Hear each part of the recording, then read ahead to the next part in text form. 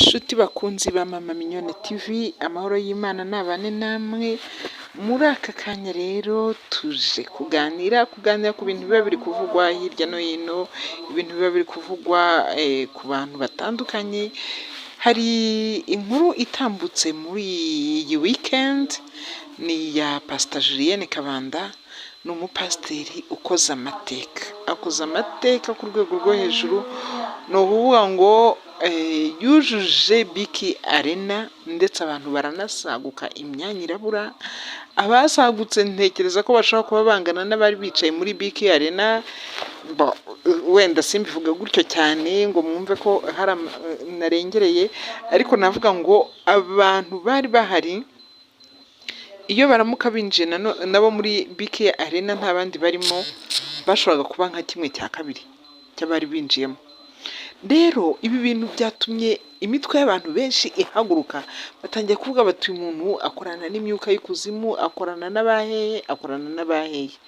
Ariko abamuzi Pastor Julienne Kabanda afite imirimo n'ibikorwa byivugira.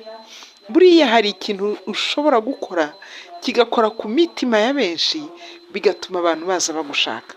Ubu uyu munsi Julienne Kabanda afite abantu benshi bishima ndetse bagashimira ibikorwa byiza yabagejejeho. Julienne Kabanda yubakiye abantu bacuruzaga agataro, yabubakiye isoko. Julienne Kabanda aherutse mu minsi yashize ku promoting abantu bari barangije kwiga amasomo, bari bamaze imyaka 2 biga, baravuye mu biyobyabwenge, baravuye mu buraya, baravuye mu businzi. Umugabo akajya hariya akakubwira ati nakubitaga umugore amasaha 24 kuri 24, umugore akankubita amasaha 24 kuri 24. Ariko ubu turashima Imana kubwo kuza gusengera hano, umugore wanjye uyu munsi ari gukora iki n'iki, nanjye sigaye ndi umushoferi wa kwasiteri. Ukumva ni intambwe ikomeye cyane yo ku rwego rwo hejuru. Umugabo akivugira ubuhamya akavuga ati njyewe nanywaga urumogi, nataha nkasanga umugore nawe yashyizemo urwagwa, twembi tugafatana tukarwana, urushije imbaraga uwo munsi undi akaba ari we utsinda nyine. Twagira amahirwe tugatsinda na polisi itaje kudutwara, ubundi twese tugatsindagurana, umwe polisi ikamujyana hano undi polisi ikamujyana. Ibyo ni bimwe mu bikorwa byivugira. Sinatinya kuvuga ngo ubuhamya bwagiye butangirwa kwa Pastor Julienne, umuntu akaza avuga ati nje gushimira Imana iby'Imana yankoreye n'ibiki byose. Ati Pastor, ni ukuri gusengera hano umunsi umwe byonyine byatumye Imana inkorera ikintu cy'igitangaza gikomeye cyane, akakivuga akagishyira hariya. Pastor Julienne ati no, ati buretse kugenda turagucyura. Undi mupasiteri ujya ufata umwanya wo gucyura abantu mu modoka ninde? Ati buretse kugenda ndabona unatwite, urava hano ubonye berso, urava hano ubonye ikigoma cy'umwana, urava hano ubonye isukari izagufasha nyuma yo kubyara. Ibyo ni ibikorwa byivugira nshuti yanjye, ibyo ni ibikorwa byivugira kuri Pastor Julienne Kabanda. Uyu munsi Pastor Julienne Kabanda afite ishuri ririmo rirafasha abanyarwanda, barimo barakoreramo bagakoramo amafaranga meza aryoshye cyane. Uyu munsi Pastor Julienne, abana b'abanyarwanda barajya kwiga mu ishuri yashinze. Rero hari igihe abantu bicara bakavuga ngo kugira ngo abantu ngo bajye guterana ngo bangana kuriya ngo ni imyuka mibi. Njyewe imyuka akoresha sinyizi. Ikiriho cyo nuko iyo ugiye gusenga Imana yawe iragusubiza. Pastor Julienne Kabanda nta muntu asenga akoraho, ahubwo abatoza kwisengera. Buri muntu wese akisengera, akarwana n'ibimurwanya, agahangana n'imyuka mibi ahura nayo cyangwa se iwabo muri za famiye z'iwabo, akabikwigisha. Buri wese uko ari kwisengera n'ubwo muteraniye hamwe, ejo bundi ubuhamya bw'abantu bukagenda buboneka. Rero ntiwambwira ngo nta muntu yari yakuye mu rugo iwe. Icyo ni icya mbere. Igikuru nuko yabivuze ati hari igiterane kizabera muri BK Arena. Ubyumvishije yabyumva kuri social media, yabyumva kuri radio, yabyumva n'abagenda mu nzira, akavuga ati nanjye nzajyayo. Nta muntu yigeze ajya kubwira ngo va mu rugo iwawe uze gusenga. Nta muntu n'umwe yigeze abwira ngo tega imodoka cyangwa uze n'imodoka ndayikwishyurira uze, oya.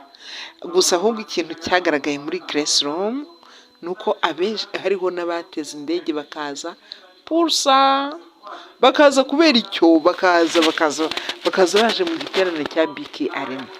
abandi bantu ikintu bagiye bakomantaho baravuze ngo ariko se ngo kuki ngo abantu ngo bose ngo bambaye umweru n'ibiti byose. Nshuti yanjye, dress code si ibintu bigezweho muri iki gihe? Ntujya ukumva abadamu baravuze bati tugomba gukubitamo dress code tukambara umuhondo tukagenda tukajya kuganirira hariya. Nta n'icyabaye we. Ntabwo mujya mwumva abantu bavuze ngo dress code rero ngo yo muri iyi brad shower ngo tuzaba twambaye ngo twese ngo amakanzu y'umutuku, bose bagakubitamo amakanzu y'umutuku. None se banyarwanda cyangwa namwe mwumva ikinyarwanda, ntago mu bukwe abantu bavuga ngo tugomba kwambara imikenyero iyi ndetse bo bakanayikodesha? Ese hari umuntu wakodesheje umwenda kwa Pastor Julienne? Oya, yaravuze ati muzaze mukeye ku mutima no ku mubiri, tuzamurira Imana ishimwe ry'ibyo yagiye ikora. Abantu ubwabo nibo bitangiraga amashimwe, ntabwo ari Julienne watanze amashimwe. Nta n'umuntu yabwiye ngo uzatanga ishimwe. Umuntu ubwe yaravugaga ati ndashimira Imana kubw'iki ngiki cyabaye. Kuza wambaye umweru nawe wumvaga ari ishema. Njyewe nta kanzu y'umweru ufite, ariko ndikumva ngiye kuyishaka kuko umweru ni umwenda ukeye. Umweru ni umwenda ukeye mw'abantu mwe. Njyewe nagendaga niyambariye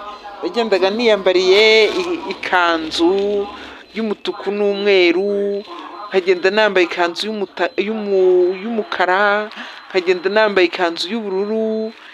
Mbese buri mwenda uwo ari wo wose, nta muntu bigeze basubiza inyuma kubw'umwenda yambaye, nta muntu babujije kwinjira kubw'umwenda yambaye, ahubwo abantu bagumye inyuma ya BK Arena byaterwaga n'amasaha bahagereye, kubera ko saa 5 habaga hafunguye. Inshuti yanjye, abantu barayizinduraga, umuntu akavuga ati iyi ntebe nafashe sindayivaho, akageza isaha birangiriye. Rero nimujye mureka twishimira ibyiza, ntitukabona ibyiza byabaye byose ngo tubihindure ibibi, tubihindure imyuka mibi, tubihindure iby'ikuzimu. Kuzimu se bambara umweru?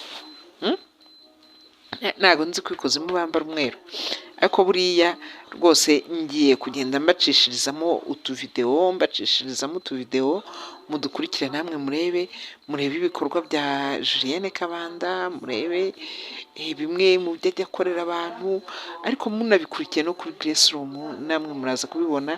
Mama Mignone nta shyari ngira, sinabura ubutakurangira iriya channel ya Grace Room. Ujye kuri YouTube usacinge wandike Grace Room, uraza kubona ibikorwa bya Julienne Kabanda birivugira. Julienne Kabanda yagiye gukura abanywara umugi hariya Nyabugogo, abakoreshereza igiterane, arabagaburira, agira gute, bataha bishimye, abandi bose bayoboka inzira bakajya baza gusenga baturutse Kimisagara Gatsata, bakaza gusenga muri Grace Room. Grace Room iri Nyarutarama, reka mbarangire namwe bankurikiye nimubishaka muzajye. Iri Nyarutarama, ahantu ku muhanda utaragera kuri MTN, hagaragara cyane. Kuwa kabiri, kuwa kane, ku cyumweru abantu baba bateraniye kwa Julienne Kabanda aho asengera.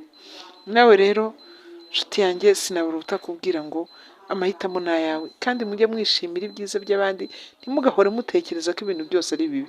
Ubu ejo bundi nanjye nini yambariraga akanzu gahenze k'umweru, muzatangira muvuge ngo se ngo kuki Mama Mignone ngo byagenze gutya na gutya. Gute se?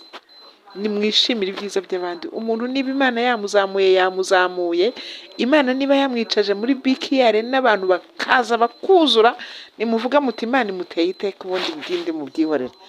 Sawa rero, Imana y'amahoro ibamera umugisha.